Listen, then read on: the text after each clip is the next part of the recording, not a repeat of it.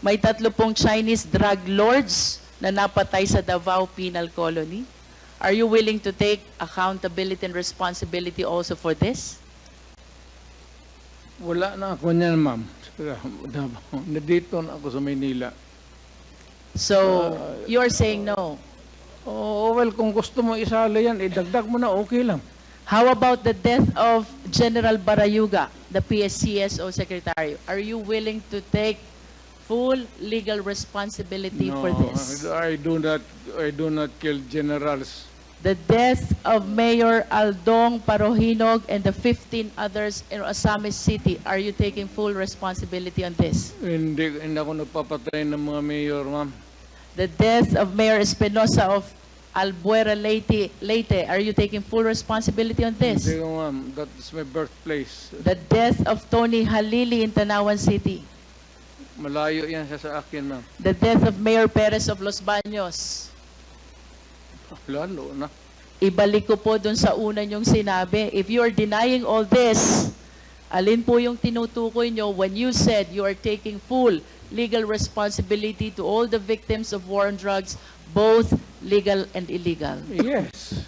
Kasi order ko kasi that was my campaign against drugs. Na yung, alam mo, maraming istasyon, maraming pulis. Kung nagkaletse-letse doon, hindi ka maghugas ng kamay. Dapat sabihin mo, akin dyan, kasi of course, nagkamali sila. Now, if there is an appropriate action na gusto ninyong ilabas, then file the case in court. Wala namang pigil. Matagal na yan yung sabi extrajudicial killing.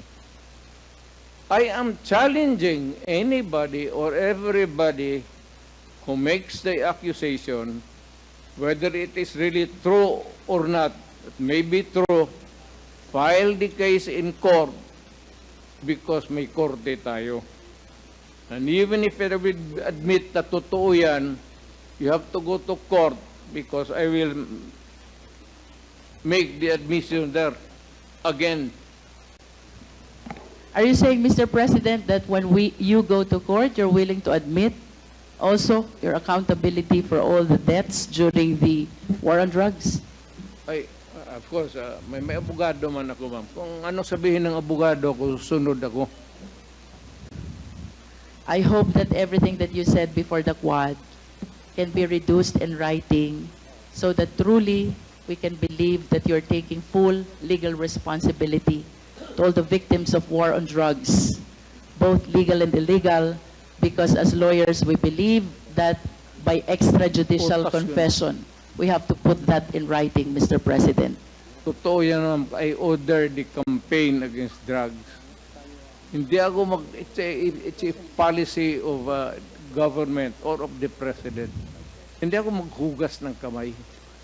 Hindi ako magsabi, hindi, kasi yung department, hindi, akin yun. Mr. President, last question.